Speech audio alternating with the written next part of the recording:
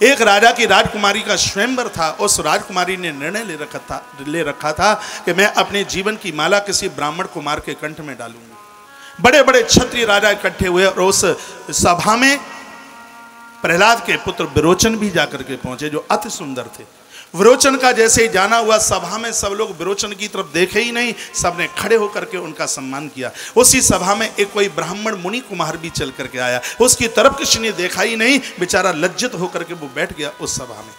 इतने में राजकुमारी को आदेश मिला कि भरे दरबार में जो भी कोई राजकुमार अच्छा लगे उसके गले में माला डाल दे। तो सबके मन में यही था कि ये माला तो विरोचन के गले में डलेगी, लेकिन राजकुमारी जैसे ही चल के आई उसने पूरे दृश्य को निहारा। विदुर कहते हैं धृतराष्ट्र को, राजन ये बात मेरी ठीक से सुनना, उसने पूरे पांडाल परिसर को उसने निहारा। वहां पर विरोचन प्रहलाद के पुत्र भी बैठे हुए थे, उसकी तरफ उसने देखा ही नहीं। और वह ब्राह्मण कुमार के पास गई और माला गले में डालने लगी, तो इतने में तो विरोचन खड़े होकर के उस राजकुमारी के पास पहुंच गए और कहा कि ये करके तुम हम राजाओं का बहुत बड़ा अपमान कर रही हो। राजा से बड़ा धरती पर कौन होता है? कोई नहीं होता। तो उस राजकुमारी ने कहा था कि चारों वर्णों में ब्राह्मण बड़ा है, ये पूजित है, ये परमात्मा का कार्य करने के लिए धरती पर आया है, धरती का देवता है, इसलिए मेरा मन करता है कि मैं जिंदगी की अपने जीवन की माला इस ब्राह्मण कुमार के कंठ में डालूंगी। विरोचन ने उसका बहुत बड़ा विरोध किया, कहा कि राजा बड़ा होता है। उसने कहा कि नहीं, हम राजा बड़े होते हैं, हम प्रजा के पालक हैं।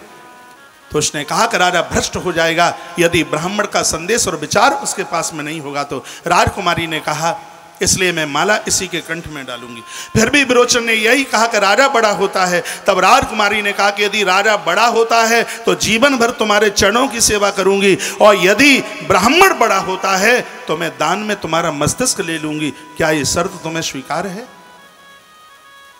विरोचन ने कहा न्याय किससे मांगोगी? ये कौन न्याय करेगा कि राजा बड़ा होता है कि ब्राह्मण बड़ा होता है? तो उस राजकुमारी ने कहा कि ये निर्णय मैं राजा प्रहलाद से मांगूंगी। खुश हो गया विरोचन, क्योंकि विरोचन को पता है कि प्रहलाद तो मेरे पिता हैं और वो तो न्याय मेरे पक्ष में देंगे। उसने कहा कि मुझे बिल्कुल स्वीकार है, यदि राजा बड़ा होता है तो तुम्हें अपनी पत्नी बनाऊंगा, और यदि ब्राह्मण बड़ा होता है तो मस्तिष्क काट करके तुम्हारी झोली में डाल दूंगा, शर्त मुझे स्वीकार है। फिर कहा विदुर ने, धृतराष्ट्र राजन मेरी इस बात को ध्यान से सुनिएगा। वो तीनों के तीनों प्रहलाद की तरफ चले, तीनों ब्राह्मण कुमार, विरोचन और वो राजकुमारी, तीनों के तीनों चले। प्रहलाद जी अपने सभा मंडप में थे, बहुत भारी भीड़ थी। जैसे तीनों ने प्रवेश किया, एक ब्राह्मण माथे पर चंदन लगाए हुए, उसकी जटाएं काफी लंबी थी, कंधे पर मोटा जनेऊ था। उसको देखते ही प्रहलाद अपनी गद्दी से खड़े हो गए। जैसे ही प्रणाम किया, जैसे ही अंदर प्रवेश किया, प्रहलाद जी ने कहा हे ब्राह्मण देवता, आज मेरे यहाँ का भाग्य बदलने वाला है, क्योंकि तुम्हारे चरण पड़े हैं। क्योंकि जिस स्थान पर ब्राह्मण का चरण पड़ता है वहाँ पर साक्षात कृपा नारायण की बरसती है। मुझे लगता है साक्षात भगवान विष्णु ही मेरे दरबार में आए हैं। मैं आपको प्रणाम करता हूँ। कयादु पुत्र प्रहलाद आपको प्रणाम करता है, मेरा आप प्रणाम स्वीकार करें। उन्होंने जगह छोड़ दी, बैठने के लिए आसन दिया। ब्राह्मण कुमार उस आसन पर बैठ गया। इतने में सामने से वो राजकुमारी आई, विरोचन भी खड़े थे। प्रहलाद जी ने कहा देवी पहली बार मैं तुमको देख रहा हूं, क्या मेरे पास आप किसी काम से तो नहीं आए हैं?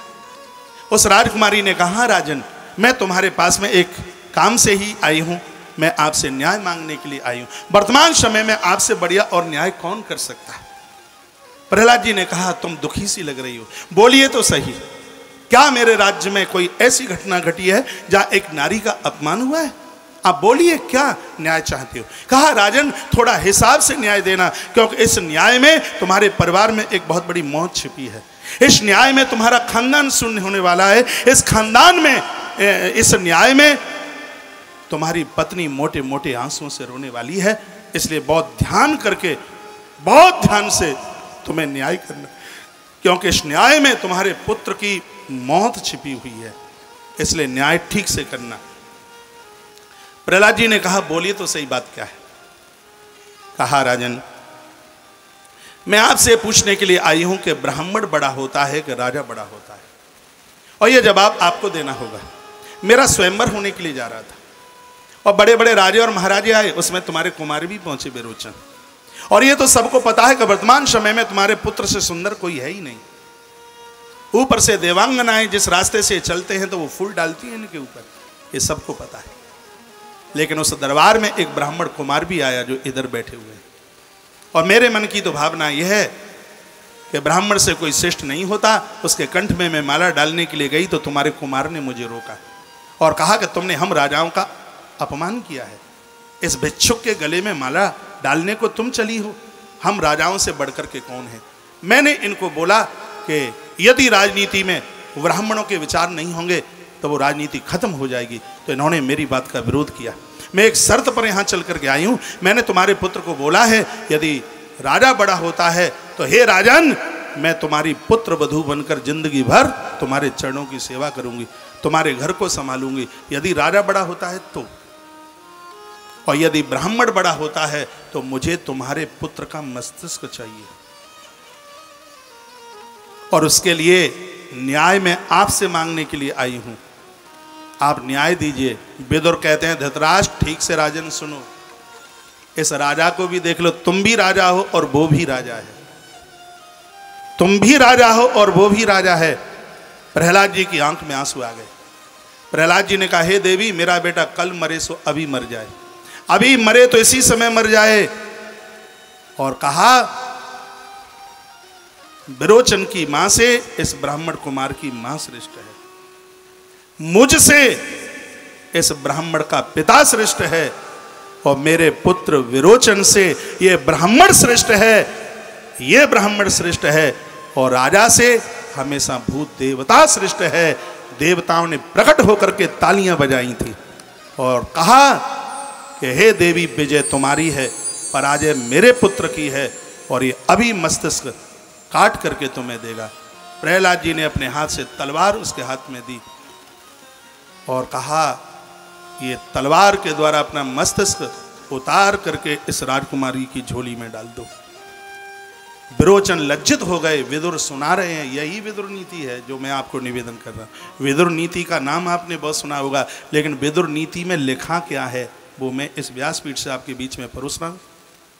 तो वो तलवार उठा करके जैसे ही विरोचन अपने गर्दन के ऊपर प्रहार करने को तैयार हुए, उसी समय मध्य में भगवान नारायण प्रकट हो गए। जय जयकार होने लगा। तलवार नारायण ने पकड़ी और कहा जय हो प्रहलाद, आप जैसा न्यायाधीश होगा नहीं, आपके लिए मैं नरसिंह बन करके आया, और तुम्हारा पुत्र यह विरोचन पितृ भगत तो है ही, इसका बेटा बलि होगा, और बलि के दरवाजे पर मैं बामन बन करके आऊँगा, क्योंकि जिसके माता पिता न्याय के साथ जीवन जीते हैं उसकी संतान के यहाँ तो मुझे चल करके आना ही पड़ता है। काहे धृतराष्ट्र, ऐसा जीवन जियो, प्रहलाद जैसा जीवन जियो, तो तुम्हारे पुत्र दुर्योधन के लिए परमात्मा प्रकट हो जाएगा। ये सुखदेव भगवान कथा सुना रहे हैं।